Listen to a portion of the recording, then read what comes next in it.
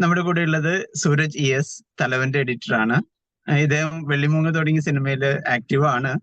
AB ഒക്കെ edit ചെയ്തിട്ടുള്ളത് സൂരജ് ആണ്. ഒരുപാട് അഡ്വർടൈസ്മെന്റ്സ്, നമ്മൾ കാണുന്ന പോപ്പുലർ ആയിട്ടുള്ള പല അഡ്വർടൈസ്മെന്റ്സും എഡിറ്റ് ചെയ്തിട്ടുള്ളത്. ഒരുപക്ഷെ കേരളത്തിലെ, കൊച്ചിയിലെ ഒക്കെ നമ്പർ 1 എഡിറ്റർ എന്നുള്ള രീതിയിൽ ഞാൻ ആ രീതിയിലാണ് കാണുന്നത്. Welcome Sooraj. Thank you. Sooraj, ഇപ്പൊ നല്ലൊരു ഹൈ മൊമെന്റിലാണ്. തലവൻ അത്യാവശ്യം നല്ല രീതിയിൽ അക്സെപ്റ്റ് ചെയ്യപ്പെടുന്നുണ്ട്. എങ്ങനെയാണ് ഫീലിംഗ്? അതിനിടയ്ക്ക് എത്ര ട്രാൻസ്ഫർ? ഇത് 5ാമത്തെ സർ. നമ്മൾ കണ്ടറിഞ്ഞങ്ങ് നിന്നാ മതി സാറേ. ലേശം മുൻകോപം ഉണ്ടെന്നേ ഉള്ളൂ.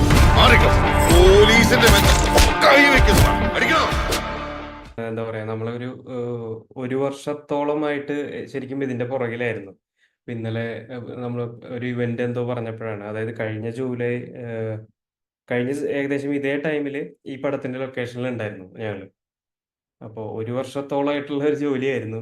ഇങ്ങനെ എന്താ പോസിറ്റീവ് ആവുന്നത് എന്തായാലും നമുക്ക് ഭയങ്കര സന്തോഷമാണ്. കഴിഞ്ഞ ദിവസം ആസിഫ് അലി ചേർത്ത് പിടിച്ചുകൊണ്ട് ഈ സിനിമയുടെ വിജയത്തിന്റെ പിന്നില് പ്രധാനപ്പെട്ട ഒരാളാണെന്ന് പറഞ്ഞ് സൂരജിനെ ഹൈലൈറ്റ് ചെയ്ത് കാണിക്കുകയും ചെയ്തിട്ടുണ്ടായിരുന്നു. ഒരു edge of the seat experience കൊടുക്കുക എന്നുള്ളതാണ്. അതിൽ ഏറ്റവും വലിയ പങ്ക് വഹിച്ചത് സത്യമായിട്ടും ഈ എഡിറ്ററാണ്. ഞങ്ങൾക്ക് ഒരുപാട് സന്തോഷമുണ്ട്. വളരെ അഭിമാനത്തോടെ ഞങ്ങൾ കാണിക്കുന്നു ഞങ്ങളുടെ എഡിറ്റർ മിസ്റ്റർ സൂരജ്. അതിൽ അദ്ദേഹം പറഞ്ഞതിൽ ഭയങ്കര എന്താ പറയുക സന്തോഷമുണ്ട്. ആസിഫിനെ എനിക്ക് തോന്നുന്നു വെള്ളിമൂങ്ങയുടെ സമയത്താണ് ഞാൻ ആദ്യം കാണുന്നത്. ഫസ്റ്റ് എൻ്റെ ആദ്യത്തെ സിനിമയും ആസിഫ് അതിൽ 2 ദിവസവും മറ്റോ അഭിനയിച്ചിട്ടുള്ളൂ ശരിക്കും. അന്ന് കാണുന്ന ആസിഫ് അല്ല പിന്നെ കക്ഷിയമ്മണി പിള്ളേര് കാണുമ്പോൾ ഭയങ്കര ചേഞ്ചാണ്. അതായത് ആസിഫിന്റെ സിനിമ കാഴ്ചപ്പാടും എല്ലാം വളരെ മാറിയിട്ടുണ്ടായിരുന്നു.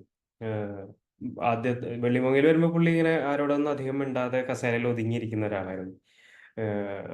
കക്ഷിയമ്മണി പിള്ളേര് എത്തുമ്പോഴേക്കും നമുക്ക് വളരെ വിസിബിളായിട്ട് കാണാം പുള്ളിയുടെ മാറ്റം. അതായത് ഓരോ സീനിനെയും പുള്ളി കണ്ട് മനസ്സിലാക്കി പുള്ളി ചെയ്യുന്ന രീതി മാറി. അപ്പോൾ ഉറപ്പായിട്ടും പുള്ളി ടെക്നിക്കലി നല്ലോണം ശ്രദ്ധിക്കുന്നുണ്ടാവും, സിനിമയുടെ മാറ്റങ്ങൾ നല്ലോണം ശ്രദ്ധിക്കുന്നുണ്ടാവും. ഇപ്പോൾ ഒരു ഫസ്റ്റ് ഡ്രാഫ്റ്റിൽ നിന്ന് അതല്ലെങ്കിൽ ഒരു സ്ക്രിപ്റ്റ് രൂപത്തിൽ നിന്ന് ഈ കാണുന്ന ഫൈനലിലേക്ക് എത്തുന്ന മാറ്റം ഉറപ്പായിട്ടും അദ്ദേഹത്തിന് ഇപ്പോൾ ഈ പറഞ്ഞ പോലെ നല്ല എക്സ്പീരിയൻസ് ആയി. ടെക്നീഷ്യൻസിനെ അങ്ങനെ മനസ്സിലാക്കുന്നു എന്നുള്ളത് ഒരു വലിയ കാര്യമാണ്. എന്തായാലും തുടക്കം തുടങ്ങി ഇതിന്റെ സ്ക്രിപ്റ്റ് ഡിസ്കഷൻ തുടങ്ങി ഉണ്ടായിരുന്നല്ലേ? സ്ക്രിപ്റ്റ് ഡിസ്കഷൻ അല്ല, ഞാൻ ആക്ച്വലി ഏകദേശം ഷൂട്ട് ലോക്ക് ആയതിനു ശേഷമാണ് ഞാൻ കൺഫേം ആവുന്നത്. അതിന് മുന്നേ സ്ഥിരമായിട്ട് ജിസ്ജോയുടെ ഫിലിം എഡിറ്റ് ചെയ്തിരുന്ന എൻ്റെ തന്നെ സുഹൃത്ത് രതീഷ്, എൻ്റെ കൂടെ ലാൽ മീഡിയയിൽ ഉണ്ടായിരുന്ന രതീഷ് ആയിരുന്നു. സ്ഥിരമായിട്ട് ഇതുവരെയുള്ള എല്ലാ സിനിമകളും രതീഷാണ് എഡിറ്റ് ചെയ്തിരുന്നത്.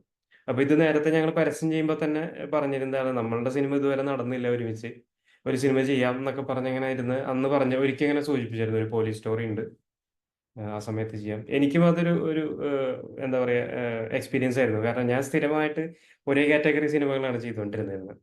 അതായത് വെള്ളിമൂങ്ങ കഴിഞ്ഞപ്പോൾ പിന്നെ ഫീൽ ഗുഡ് കോമഡി അതല്ലെങ്കിൽ ആ കാറ്റഗറി പടങ്ങളാണ് ഇങ്ങനെ വന്നുകൊണ്ടിരുന്നത്. എനിക്ക് തോന്നുന്നു 2022 ശേഷമാണ് അങ്ങനെ സബ്ജക്ട് വൈസ് കുറച്ച് വ്യത്യാസമുള്ള പരിപാടികൾ വന്നു. ഇപ്പോൾ കഴിഞ്ഞ വർഷം പെൻഡുലം സംഭവിച്ചായിരുന്നു. പെൻഡുലം ഈ പറഞ്ഞ പോലെ ഭയങ്കര സംസാരമായ സിനിമയായിരുന്നു. മീൻസ് അത് തിയേറ്ററിൽ അത്ര വലിയ വിജയം നേടിയില്ലെങ്കിലും നമുക്ക് ഭയങ്കര സന്തോഷമുള്ള പ്രൊജക്റ്റ് ആയിരുന്നു. അതുപോലെ തലവനും അതെ, നമ്മളുടെ സ്ഥിരം ചെയ്തുകൊണ്ടിരുന്ന സിനിമകളിൽ നിന്നൊരു വ്യത്യാസമുള്ള സബ്ജക്റ്റാണ്. പിന്നെ അതിൽ ഈ പറഞ്ഞ പോലെ ഒരു വലിയ ടാസ്കും ഉണ്ട്. എന്താ പറയുക, ഈ ത്രില്ലറുകളാവുമ്പോൾ അവസാനം വരെ കൊണ്ടുപോകുക എന്നുള്ളൊരു സംഗതി ഉണ്ട്. പിന്നെ നമ്മളുടെ മുന്നിലുള്ള സിനിമകളെല്ലാം വലിയ സിനിമകളാണ്. ഇപ്പൊ എന്താ പറയുക, അഞ്ചമ്പാതിര, രാക്ഷസൻ പോലെയുള്ള വലിയ സിനിമകളാണ് നമ്മളുടെ മുന്നിലുള്ളത്. അപ്പോൾ അതിനേക്കാൾ താഴാനും പാടില്ല. എന്തായാലും കഴിഞ്ഞ ഒരു വർഷത്തെ അധ്വാനം വെറുതെ ആയില്ല എന്നുള്ളതാണ് തോന്നണത്. ഇപ്പൊ സൂരജ് എഡിറ്റ് ചെയ്യുന്ന സമയത്ത് അതിന്റെ അകത്ത് മ്യൂസിക് ഒന്നുമില്ല. ഇപ്പൊ പ്രേക്ഷകർ കാണുന്ന പോലെയുള്ള ഒരു ത്രില്ലിംഗ് ആയിട്ടുള്ള വേറെ എഫക്ട്സ് ഒന്നുമില്ല. ഈ കാണുന്ന ആക്ഷൻസ് മാത്രമേ ഉള്ളൂ. അതിൽ നിന്ന് ഈ ഒരു ത്രില്ലിംഗ് എലിമെന്റിലേക്ക് കൊണ്ടുവരാനായിട്ടുള്ള എഡിറ്ററിന്റെ പ്രിപ്പറേഷൻ എന്താ? ഇല്ല, നമ്മൾ ഡമ്മി ട്രാക്കുകളൊക്കെ യൂസ് ചെയ്യാറുണ്ട്. ഇപ്പൊ ഒരു സീക്വൻസിന്റെ ഇമോഷൻ കൺവേ ചെയ്യാവുന്ന രീതിയിൽ. പക്ഷെ മ്യൂസിക് കമ്പോസർ ചെയ്യുന്ന പോലെ കറക്റ്റ് ഒരു ലാൻഡിങ്ങും മിന്നൊന്നും നമുക്ക് ചിലപ്പോൾ കൊടുക്കാൻ പറ്റിയെന്ന് വരില്ല. പക്ഷെ നമ്മൾ അങ്ങനെ മ്യൂസിക് ഡമ്മി വെച്ചിട്ട് ജഡ്ജ് ചെയ്യാറുണ്ട്. ആദ്യം ഒന്നും ഇല്ലാതെയാണ് ചെയ്യുക. ദെൻ നമുക്ക് അവിടെ ഒരു സന്തോഷം വരാതാവുമ്പോഴാണ് നമ്മളിങ്ങനെ ഒരു ട്രാക്ക് വെച്ച് മൂഡ് ക്രിയേറ്റ് ചെയ്ത് നോക്കാറുണ്ട്. എനിക്ക് തോന്നുന്നു ഈ ഡിജിറ്റൽ ഇതിലേക്ക് മാറിയതിന് ശേഷമാണ് അങ്ങനെ ഒരു പരിപാടി വന്നതെന്ന് തോന്നുന്നു.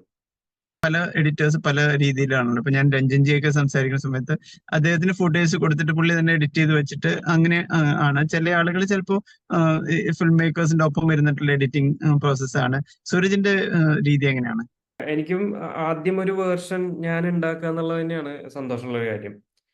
കാരണം നമ്മളിപ്പോൾ ലൊക്കേഷനിൽ പോയിട്ടില്ലെങ്കിൽ നമ്മൾ ലൊക്കേഷനിൽ പോയിട്ടില്ലെങ്കിൽ നമുക്ക് കാണാൻ ആഗ്രഹിക്കുന്ന വേറൊരു ഡയമെൻഷൻ അതിൽ നിന്ന് കിട്ടും. ലൊക്കേഷനിൽ പോയി കഴിഞ്ഞാൽ നമ്മൾ ചിലപ്പോൾ അവിടുത്തെ സ്പോട്ട് എഡിറ്റ് കാണും, ചിലപ്പോൾ ഡയറക്ടർ ചിന്തിക്കുന്ന അതേപോലെ തന്നെ ആയിരിക്കും നമ്മൾ ചിന്തിക്കുക. ഒന്ന് കണ്ടു കഴിഞ്ഞാൽ ചിലപ്പോൾ അതിനെ മാറ്റി ചിന്തിക്കാൻ നമുക്ക് പറ്റിക്കൊള്ളണമെന്നില്ല. അപ്പോൾ പരമാവധി ഞാൻ ആദ്യം ഒരു വേർഷൻ നമ്മളുടെ ഉണ്ടാക്കും. ചിലപ്പോൾ അത് വർക്കാവും, ചിലപ്പോൾ വർക്കാവില്ല. ചിലപ്പോൾ അവർക്കും ചിലപ്പോൾ ഒരു പ്ലസ് ആയിരിക്കും, അവർ ഉദ്ദേശിക്കാത്ത ഒരു ആംഗിൾ കിട്ടി എന്നൊക്കെ പറയും. കമേഴ്ഷ്യൽ ഉറപ്പായിട്ട് അങ്ങനെ ഇഷ്ടംപോലെ സംഭവിക്കാറുണ്ട്. സിനിമയിൽ പിന്നെ ഈ പറഞ്ഞ പോലെ പിന്നെയും ഫർദർ ഡിസ്കഷൻ ഉണ്ടാവും. റിവ്യൂ കണ്ടപ്പോഴോ അല്ലെങ്കിൽ ഫെസ്റ്റ് ഇപ്പൊ 2 ദിവസമായി, അത് കഴിഞ്ഞിട്ട് ആരെങ്കിലും പ്രോമിനന്റ് ആയിട്ടുള്ള ആളുകൾ വിളിച്ച് അപ്രീഷിയേറ്റ് ഒക്കെ ചെയ്തിട്ടുണ്ടായിരുന്നു? വിളിച്ച് മുന്നത്തെ സിനിമകളുടെ സംവിധായകര്, പ്രൊഡ്യൂസർമാരൊക്കെ കുറെ പേര് വിളിച്ചിട്ടുണ്ടായിരുന്നു. സൂരജ് ചെയ്യാത്തൊരു പരിപാടിയാണ് എന്നൊക്കെ പറഞ്ഞു. അപ്പൊ അതിലൊക്കെ ഭയങ്കര സന്തോഷം.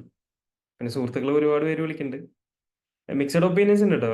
100% ഗംഭീരം എന്നല്ല. ഈ പറഞ്ഞ പോലെ അവരുടേതായിട്ടുള്ള കൺസേൺസ് പറയാറുണ്ട്. ഇന്ന ഏരിയ വർക്കായില്ല, ഇന്ന ഏരിയ പോസിറ്റീവാണ്, അങ്ങനെ അങ്ങനെ എല്ലാവരും പറയാറുണ്ട്. ആക്ടിങ്ങിന്റെ സംഭവത്തിൽ ഇപ്പൊ എല്ലാവരും ബിജുമാനെയും ആസിഫിനെയും എല്ലാവരും അപ്രീഷിയേറ്റ്, ബിലാസ് ജി ഇപ്പൊ കുറച്ച് സൈലന്റ് ആയിട്ട് വെച്ചിരിക്കുന്ന പേരാണ്. അപ്പൊ അങ്ങനെ അങ്ങനെ ഒരുപാട് ഈ ഫിലിം എഡിറ്റ് ചെയ്തുകൊണ്ടിരിക്കുന്ന സമയത്ത് വാവ് എന്ന് തോന്നിയ മൊമെന്റ്സ് ഉണ്ടായിട്ടുണ്ടായിരുന്നു. അങ്ങനെ ലോങ് പെർഫോമൻസുകൾക്കുള്ള സ്പേസ് പൊതുവെ ഈ പടത്തിൽ ഉണ്ടായിരുന്നില്ല. എനിക്ക് തോന്നുന്നു വിലാസിനായിരിക്കും പിന്നെയും കുറച്ചും കൂടി അങ്ങനത്തെ ഒരു ഇമോഷൻ പരിപാടി ഉള്ളത്. ബാക്കിയുള്ളവർക്കൊന്നും അങ്ങനെ ഒരു ഭയങ്കര എന്താ പറയാ, നമ്മൾ അത്തരത്തിലുള്ള ഒരു കഥയല്ലല്ലോ. വളരെ സ്പീഡിൽ പറഞ്ഞു പോകുന്ന ഒരു കഥയായതുകൊണ്ട് അങ്ങനെയുള്ള വലിയ പെർഫോമൻസുകൾക്കുള്ള ഒരു സാധ്യത ഉണ്ടായിരുന്നില്ല. എന്നാൽ പക്ഷെ അവരവരുടെ കഥാപാത്രത്തിനനുസരിച്ചിട്ടുള്ള മാനറിസങ്ങളും പെർഫോമൻസും എല്ലാവരുടെ സൈഡിൽ നിന്നുണ്ടായിരുന്നു. എല്ലാ കാസ്റ്റിലും ഉണ്ടാവും. ഉറപ്പായിട്ടും ഈ പറഞ്ഞ ഞാൻ ഈ സൗദി വെള്ളയ്ക്ക കണ്ടപ്പോൾ എനിക്ക് തോന്നിയത് അന്ന് ഞാൻ ശരണിനോട് പറഞ്ഞിട്ടുണ്ടായിരുന്നു. സൗദി വെള്ളയ്ക്ക ശരിക്കും ആ നടക്കുന്ന കഥാപരിസരം നമ്മൾ ശരിക്കും അവിടെയായിരുന്നു, അതിൻ്റെ ഉള്ളിലായിരുന്നു. അത് ശരിക്കും ക്യാമറാമാന്റെ മിടുക്കായിട്ട് എനിക്ക് തോന്നിയിട്ടുള്ളത്. ഒട്ടും എന്താ പറയാ, പുറമേ നിന്ന് കാണുന്ന ഒരു കാഴ്ചയല്ല, നമ്മൾ അതിന്റെ ഉള്ളിലാണ് എന്ന് പറയുന്ന പോലെ ഇത് നമ്മൾ പോലീസ് സ്റ്റേഷന്റെ ഉള്ളിലാക്കണേന്റെ ഒരു മിടുക്ക് ഉറപ്പായിട്ടും ഇതിൽ ക്യാമറാമാൻ ഉണ്ട്. ശരണിനെ എന്തായാലും അത് പറയേണ്ടതാണ്, നമ്മൾ പേരെടുത്ത് പറയേണ്ടതാണ്. ജിസ്മോനുമാണെങ്കിലും ഇതൊരു റിലേറ്റീവ്ലി ഇതിന് മുമ്പ് ചെറിയൊരു സംഭവം ചെയ്തിട്ടുണ്ടായിരുന്നു OTT-ക്ക് വേണ്ടി എന്നുള്ള രീതിയിൽ. പക്ഷെ ത്രില്ലർ എന്നുള്ള നിലയ്ക്ക് പുതിയ കാര്യമാണ് ജിസ്മോൻ ചെയ്യണത്, ഇപ്പോ സൂരജും ചെയ്യണത്. അങ്ങനെ എന്തെങ്കിലും ഒരു ഫിയർ ഉണ്ടായിരുന്നു ഇത് അക്സെപ്റ്റ് ചെയ്യപ്പെടുമോ എന്നുള്ളത്? ഉറപ്പായിട്ടും പേടിയുണ്ടായിരുന്നു വെച്ചാൽ നമുക്ക് എല്ലാ സിനിമയും ഇറങ്ങി ആദ്യത്തെ ഷോ കഴിയുന്നത് വരെ പേടി തന്നെയാണ്. അതായത് എന്തും സംഭവിക്കാം എന്നുള്ളത് തന്നെയാണ്. അപ്പോൾ പേടിയുണ്ട്. ഇപ്പൊ ഈ പറഞ്ഞ പോലെ എന്താ പറയാ, നമ്മളിപ്പോ സോഷ്യൽ മീഡിയനെ നല്ലോണം പേടിക്കണല്ലോ. അപ്പൊ നമ്മൾ എന്ത് ചെയ്യുമ്പോഴും ഉറപ്പായിട്ടും ഉറപ്പായിട്ടൊരു ഓപ്പോസിറ്റ് പരിപാടി ഉണ്ടാവും. അപ്പോൾ ജിസ്റ്റോയുടെ സിനിമകൾ ഇഷ്ടമല്ലാത്തവരുണ്ടാവും, ഒരുപാട് ഇഷ്ടമുള്ള ആൾക്കാരുണ്ടാവും. എന്ന് പറയുന്ന പോലെ അപ്പോൾ മറ്റേ ഓപ്പോസിറ്റ് ട്രോളുകൾ ധാരാളം വരും. സ്ക്രിപ്റ്റിങ്ങിൽ എനിക്ക് തോന്നുന്നു പുള്ളി അത് പരമാവധി ശ്രമിച്ചിട്ടുണ്ട്. പുതിയൊരു റൂട്ടിൽ പോകാൻ വേണ്ടിയിട്ട് പരമാവധി ശ്രമിച്ചിട്ടുണ്ട്. പിന്നെ എക്സിക്യൂഷൻ എന്ന് പറയുന്നത് അദ്ദേഹത്തിനെ സംബന്ധിച്ചൊരു ബുദ്ധിമുട്ടുള്ള കാര്യമല്ല. കാരണം അത്രയധികം പരസ്യം ചെയ്തിട്ടുണ്ട്, അത്രയധികം എന്താ പറയുക, ഓൺസെറ്റ് എക്സ്പീരിയൻസ് ഉള്ളതുകൊണ്ട് ഒരു നല്ല സ്ക്രിപ്റ്റ് കിട്ടിയാൽ അത് എക്സിക്യൂട്ട് ചെയ്യുക എന്നുള്ളത് അദ്ദേഹത്തിനെ സംബന്ധിച്ചൊരു ബുദ്ധിമുട്ടായിട്ട് തോന്നിയിട്ടില്ല. അതെ അതെ, ഒരുപാട് കണ്ടും ഈവൻ വോയിസ് ഓവർ കൊടുക്കുന്ന നല്ല നിലയ്ക്ക്. അതിനു മുമ്പും എനിക്ക് തോന്നുന്നു പഴയ കാലത്തെ ACV-ലൊക്കെ പരിപാടികൾ ചെയ്തിരുന്നു, ജീവൻ TV-ലൊക്കെ പരിപാടികൾ ചെയ്തിട്ടുണ്ട്. എന്റെ ഒരുപാട് എക്സ്പീരിയൻസ് ഉള്ള ഒരാളാണ്. എരണം കെട്ടവനെ 10-60 വയസ്സുള്ള അവന്റെ തള്ള നിനക്ക് പെങ്കൊച്ചാണോ? മാരണമാണല്ലേ? 10-60 അല്ലടോ, 10-20 വയസ്സുള്ള പെങ്കൊച്ചിന്റെ കാര്യം ഞാൻ പറഞ്ഞത്. ആ കൊച്ച് ഇനി വരാനുള്ള സൂരജിന്റെ സിനിമകൾ ഏതൊക്കെ? ഇപ്പോൾ നടന്നുകൊണ്ടിരിക്കുന്നത് ആസിഫിന്റെ തന്നെ കിഷ്കിന്ധാഖണ്ഡം എന്ന് പറഞ്ഞൊരു പ്രൊജക്ട് നടക്കുന്നുണ്ട്. അത് ആസിഫും അപർണയാണ്, അതുപോലെ വിജയരാഘവനാണ് സെൻട്രൽ റോൾസ് ചെയ്തിട്ടുള്ളത്. ഡയറക്ട് ചെയ്തേക്കുന്നത് ദിൻജിത്താണ്. കക്ഷി അമ്മിണിപ്പിള്ള എന്ന് പറഞ്ഞിട്ടുള്ള ഫിലിം ചെയ്ത ഡയറക്ടർ തന്നെയാണ്, ദിൻജിത്താണ്. ബാഹുൽ രമേഷാണ് ക്യാമറ, പുള്ളി തന്നെയാണ് അതിന്റെ സ്ക്രിപ്റ്റും ചെയ്തേക്കുന്നത്. അതും ഈ പറഞ്ഞ പോലെ കണ്ടന്റിൽ ഒരു പ്രതീക്ഷയുള്ള സിനിമയാണ്. ദിൻജിത്ത് എനിക്ക് തോന്നുന്നു വിഷ്വൽ എഫക്ട്സിന്റെയും ആനിമേഷന്റെയും ഒക്കെ ഒരാളാണ്. അപ്പൊ അത്തരം എലിമെന്റ്സ് ഉണ്ടോ സിനിമയില്? അത്തരം എലമെന്റ്സ് അല്ല. ദിൻജിത്ത് പക്ഷെ പ്യൂർലി കഥ പറയാൻ ഇഷ്ടമുള്ള ഒരാളാണ്. അങ്ങനത്തെ എന്താ പറയാ, പുള്ളി അനിമേഷനിലായിരുന്നു. ശരിയാ, എനിക്ക് തോന്നുന്നു ഫോക്കസ് മീഡിയ അങ്ങനെ ഏതോ ഒരു അനിമേഷൻ കമ്പനിയിലായിരുന്നു മുന്നേ ഉണ്ടായിരുന്നത്. പക്ഷെ കഴിഞ്ഞൊരു 7-8 വർഷമായിട്ട് സംവിധാനത്തിന്റെ പിന്നാലെയാണ്. കുറേ സബ്ജക്റ്റുകൾ ഡിസ്കഷൻ നടക്കുന്നുണ്ട്. അതിൽ രണ്ടാമത്തെയാണ് ഇത്. ഇപ്പൊ ഇത് ഈ ഓരോ സിനിമയിലും അത് പ്ലാൻ ചെയ്യുന്ന സമയത്ത് വിഷ്വൽ എഫക്ട്സിന്റെ ഒരു സ്പേസ് ഉണ്ടാവുമല്ലോ. അപ്പൊ അത്തരം ഏരിയയിൽ വരുന്ന സമയത്ത് അവിടെ എങ്ങനെ ഗ്യാപ്പ് ഇട്ട് പോവാണോ, അതോ ഈ എഡിറ്റിംഗിന്റെ പ്രോസസ്സിൽ അതോ ഇങ്ങനെ ഡമ്മി പറഞ്ഞ പോലെ നമുക്ക് അവിടെ വരാനുണ്ടല്ലോ, അങ്ങനെയാണോ? എങ്ങനെ അതിന്റെ ഒരു രീതി എങ്ങനെയാ? VFX ഇപ്പൊ വരുന്ന ഇപ്പൊ ഫുൾ VFX ബേസ്ഡ് സീൻസുകളൊക്കെ ആണെങ്കിൽ നമ്മൾ ആദ്യം എഡിറ്റ് ചെയ്തിട്ട് എന്താ പറയുക, DA നമ്മൾ അതിൻ്റെ ഒരു ഗ്രാഫിക്സിനുള്ള ഫയൽസ് പോവും. ദെൻ അവരൊരു ഫസ്റ്റ് ഡ്രാഫ്റ്റ് നമുക്ക് തരും, ഫിനിഷ്ഡ് ആയിരിക്കില്ല. അത് വെച്ചിട്ട് നമ്മൾ ഇമോഷൻസ് ഒക്കെ കറക്റ്റ് ചെയ്യും. ദെൻ ഫൈനൽ DA നടക്കുന്ന സമയത്തായിരിക്കും VFX എന്നുള്ള ഫൈനൽ ഷോട്ട്സ് എല്ലാം വരുന്നത്. അതെല്ലാം വേറൊരു ഡിപ്പാർട്ട്മെന്റ് തന്നെയാണ് ഹാൻഡിൽ ചെയ്യണത് VFX എല്ലാം. എഡിറ്റ് ചെയ്യണത് FCP തന്നെയാണോ? ഞാനൊരു 5 വർഷമായിട്ട് റിസോൾവിലാണ് എഡിറ്റ് ചെയ്യണത്, ഡാവിൻസി റിസോൾവിലാണ്. സൂരജ് എഡിറ്റിംഗിലേക്ക് വരുന്ന ഒരു ബാക്ക്ഗ്രൗണ്ട് എന്ന് പറഞ്ഞല്ലേ? ഞാൻ എഡിറ്റിംഗ് സ്റ്റാർട്ട് ചെയ്യുന്നത് 2003-ലാണ്.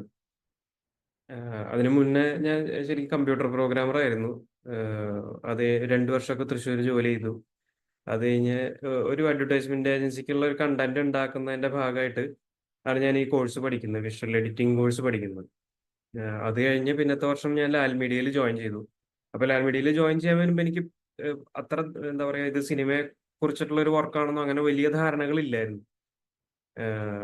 അപ്പോൾ അവിടെ നിന്നാണ് ശരിക്കും സ്റ്റാർട്ടിങ് തുടങ്ങിയത്. പിന്നെ അഡ്വർടൈസ്മെന്റ് എഡിറ്റർ ആയിട്ടാണ് പിന്നെ കരിയർ സ്റ്റാർട്ട് ചെയ്തത്.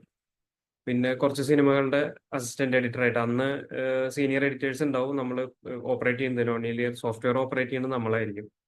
അന്ന് അങ്ങനെ കുറച്ച് കയ്യൊപ്പ് പോലുള്ള സിനിമകളൊക്കെ വർക്ക് ചെയ്യാൻ പറ്റി. ഫാസിൽ സാറിൻ്റെ കൂടെ വർക്ക് ചെയ്യാൻ പറ്റി, സിദ്ദിഖ് സാറിൻ്റെ കൂടെ വർക്ക് ചെയ്യാൻ പറ്റി. അപ്പൊ അതൊക്കെ എന്താ പറയാ, നമ്മളുടെ യാത്രയിലെ ഓരോ സ്റ്റെപ്പുകളായിരുന്നു. അത് കഴിഞ്ഞ് 2009-ലൊക്കെ ഞാൻ പിന്നെ ഫ്രീലാൻസ് എഡിറ്ററായി. 2014-ലോ മറ്റാണ് വെള്ളിമൂങ്ങ സംഭവിക്കുന്നത്. അതിൻ്റെ ഇടയിൽ വീണ്ടും അഡ്വർടൈസ്മെന്റ് ഫിലിം എഡിറ്ററായി, ട്രailer എഡിറ്ററായി, അങ്ങനെ വീണ്ടും പല യാത്രകൾ അങ്ങോട്ടും ഇങ്ങോട്ടും. 2014-15 തൊട്ടാണ് സിനിമകൾ കൂടുതൽ ശ്രദ്ധിക്കുന്നത്. ഇപ്പോഴും അഡ്വർടൈസ്മെന്റ്സ് ചെയ്യുന്നുണ്ടല്ലോ അലോങ്? ചെയ്യുന്നുണ്ട്. ഇത് സ്റ്റുഡിയോന്റെ ടാഡ് സ്റ്റുഡിയോസ് അങ്ങനെ എന്തോ പേരല്ലേ? അതെ, ടാഡ് സ്റ്റുഡിയോസ് ആണ്. അത് ഇപ്പോ ഇൻഡിപെൻഡന്റ് ആയിട്ട് സൂരജിന്റെ ഓൺ അതെ. അപ്പൊ അതാണ്. പക്ഷെ നമ്മൾ കൂടുതലും ഇവിടെ നടക്കുന്ന ആക്ടിവിറ്റീസ് കൂടുതൽ അഡ്വർടൈസ്മെന്റ്സ് ആണ്. TV കമേഴ്ഷ്യൽസ്, അതിന്റെ കളർ ഗ്രേഡിംഗ്, എഡിറ്റിംഗ് പരിപാടികളാണ് കൂടുതൽ നടക്കുന്നത്. അവിടെ എനിക്ക് മാത്രമായിട്ട് ഒരു ഫിലിം എഡിറ്റിന് വേണ്ടിയിട്ട് ഒരു സ്യൂട്ട് സെപ്പറേറ്റ് ഉണ്ട്. അത്രയും. സൂരജിന്റെ ഒരു ജേർണി 2004 തുടങ്ങി 2024 20 വർഷത്തെ ഒരു ജേർണി എന്ന് പറയുന്നത് ഇപ്പൊ ഏതൊരു ഇൻസ്റ്റിറ്റ്യൂട്ടിൽ പഠിക്കുന്ന അല്ലെങ്കിൽ ഇത്തരം കാര്യങ്ങളിൽ താല്പര്യമുള്ള കുട്ടികൾക്ക് വളരെ ഇൻസ്പയറിംഗ് ആണെന്ന് തോന്നുന്നു. അല്ലെങ്കിലും വെച്ചിട്ടുണ്ടെങ്കിൽ അതിന്റെ ഒരു പാഷൻ ഉള്ള ഒരാൾക്ക് എവിടുന്ന് തുടങ്ങി എവിടെ എത്തി എന്നുള്ള രീതിയിൽ ഈ അന്ന് കാലത്ത് ഈ പറഞ്ഞ ഇപ്പൊ ഡയറക്ടേഴ്സും ചീഫ് എഡിറ്റേഴ്സ് ഒക്കെ പുറകിലിരുന്നിട്ടാണ് നമ്മൾ ടെക്നീഷ്യൻ എന്നുള്ള രീതിയിലാണ് തുടങ്ങിയത്. അപ്പോഴുള്ള ഇൻപുട്സ് ഒക്കെ എങ്ങനെയാ? ഇപ്പൊ ലൈക്ക് എനിക്ക് തോന്നുന്നു ഹരിഹരപുത്രൻ അദ്ദേഹമൊക്കെ വരാറുണ്ടെന്ന് തോന്നുന്നു നിങ്ങളുടെ സ്റ്റുഡിയോയില് ആ സമയത്തൊക്കെ അല്ലേ? അങ്ങനെ അത് ആ ഒരു മെമ്മറി റീകോൾ ചെയ്യും. അല്ല, ആ സമയത്ത് ഷൂട്ട് ഫിലിമിലായിരുന്നു നടന്നിരുന്നത്. ഡിജിറ്റലായിട്ടില്ല, ഡിജിറ്റലിലേക്ക് മാറിയിട്ടില്ല. അപ്പൊ ഇന്നത്തെ അത്രയും എന്താ പറയാ, അത്രയും കണ്ടന്റ് ഉണ്ടാവില്ല അന്ന്. അത്രയും ഇത് ചെയ്യാൻ പറ്റില്ല, ഫിലിം അത്രയും റോൾ ചെയ്യാൻ പറ്റാത്തത് കൊണ്ട് ഇത്രയും സമയമെടുക്കുന്ന പ്രോസസ് അല്ല. പക്ഷെ ഈ പറഞ്ഞ പോലെ അവര് എന്താ പറയുക, ഒരു പഴയ ഫിലിം സ്കൂളിൽ നിന്ന് വന്നിട്ടുള്ള ആളുകളാണ്. അപ്പോൾ നമ്മള് സ്ക്രീനിൽ കണ്ട് അതല്ലെങ്കിൽ ടൈം ലൈൻ നോക്കി ജഡ്ജ് ചെയ്യുന്നതല്ല അവരുടെ ജഡ്ജ്മെന്റ്. ഇമോഷൻസിനെല്ലാം ഹാൻഡിൽ ചെയ്യുന്ന വേറൊരു രീതിയിലാണ്. അപ്പൊ അത് നമുക്ക് കാണാൻ പറ്റി. അത് കഴിഞ്ഞ് നമ്മൾ ശരിക്കും പറഞ്ഞാൽ ഷിഫ്റ്റ് ആയതിനു ശേഷം കംപ്ലീറ്റ്ലി ഡിജിറ്റലിലേക്ക് ഷിഫ്റ്റ് ആയപ്പോൾ നമ്മൾ അത് വെച്ചിട്ട് നമുക്കൊരു പുതിയൊരു കണക്ക് ഉണ്ടാക്കേണ്ടി വരികയാണ് ചെയ്തത്. ശരിക്കും